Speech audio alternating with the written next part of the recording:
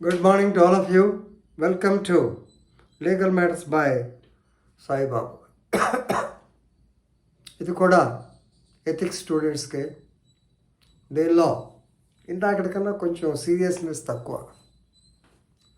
CJ Doshi, justice of Gujarat high court, he criticized the conduct of the lawyers. Misconduct అనలేనండి. He criticized the conduct the lawyers regarding the same withdrawal petition.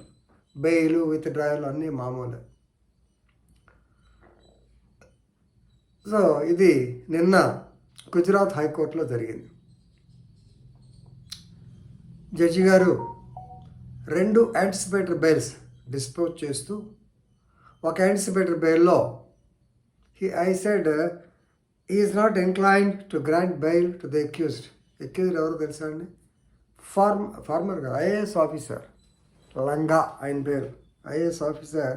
His name is mister Langa. ఒకసారి conduct of the lawyers దీంట్లో రాస్తాం.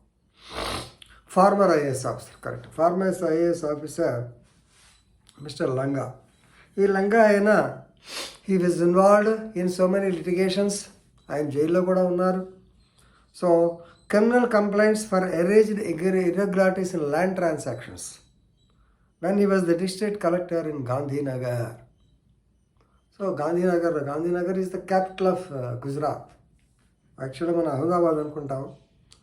అహ్మదాబాద్కి ఎంత just hardly ఒక 20 kilometres ఉంటుందేమో Gandhinagar. Very planned city, బ్యూటిఫుల్గా ఉంటుంది. నేను చూసి వచ్చాను. రైట్. సో ఈ ల్యాండ్ అలాట్మెంట్లో ఐఏఎస్ ఆఫీసర్ మీద ఎలిగేషన్స్ ఏమొచ్చినాయో మొత్తానికి ఆయన మీద క్రిమినల్ కేసు రిజిస్టర్ అయినాయి. ఆ క్రిమినల్ కేసులో యాంటిసిపేటరీ బెయిల్ వేశారు.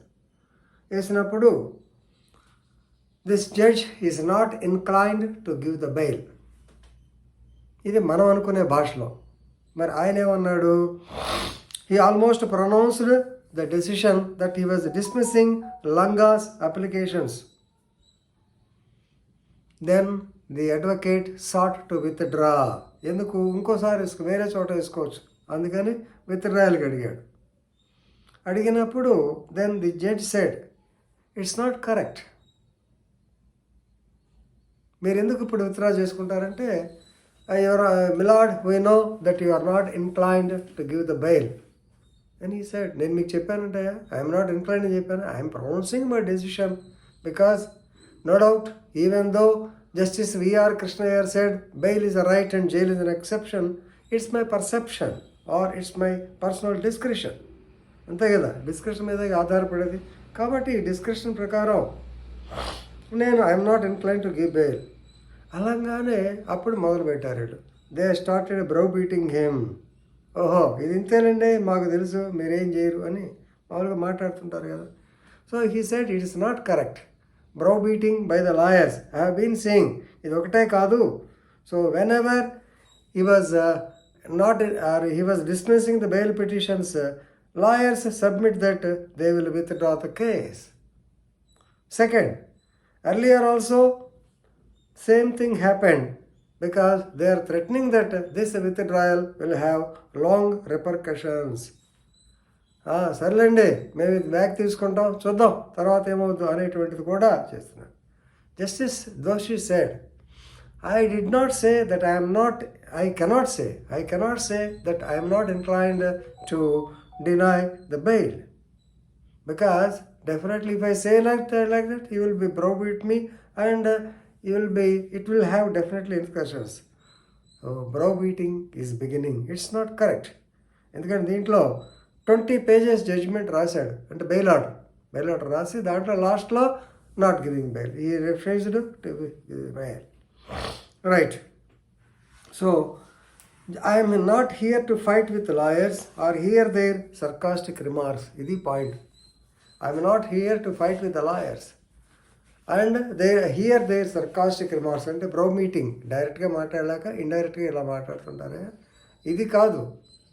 ఎందుకంటే you all know that bail is the discretion of the church.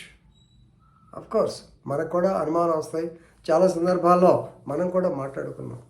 మరి జస్టిస్ విఆర్ కృష్ణ గారు చెప్పినట్టు bail is the right, jail is ఎక్స్టెంపర్. మరి why don't they give bail in so many cases?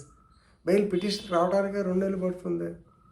ఈ మధ్య కాలంలోనే ఆనరబుల్ సుప్రీంకోర్ట్ ఆఫ్ ఇండియా వారే గుర్మీత్ సింగ్ కేసులో jail is a rule, bail is an exception కూడా చెప్పారు. సో బెయిల్ జ్యూరిస్ప్రుడెన్స్ మారిపోతూ ఉంది. అందుకని మళ్ళీ ఇంకొకసారి చెప్తున్నా, జడ్జి గారు బెయిల్ ఇవ్వనంత మాత్రాన విత్డ్రా చేసుకోనక్కర్లేదు. You can file the petition before some other judge or CJ bench కింద వేసుకోవచ్చు. అంతేగాని అతన్ని బ్రౌబీట్ చేస్తే, ఇతను ఎవరో మంచాడు కామెంట్ చేసి వదిలిపెట్టాడు, మళ్ళీ దాని మీదే ఇంతకుముందు చేసిన కేసులాగా అయితే, ఆమె పాలో గారు చేసినలాగా అయితే, it would become another case of contempt. కాబట్టి మీరంతా జాగ్రత్తగా ఉండాలని చెప్పి ఈ టైంలో వచ్చినటువంటి సంఘటనలన్నీ సమాహారంగా చేసి మీకు చెప్తున్నాను. సో ఫాలో అవుతారా లేదని మీ ఇష్టం. మేమున్నది ఇక్కడ మీకు ఏది మంచి, ఏది చెడు, ఏది ఫాలో అవ్వాలి, ఏది ఫాలో అవ్వకూడదు చెప్పడానికి.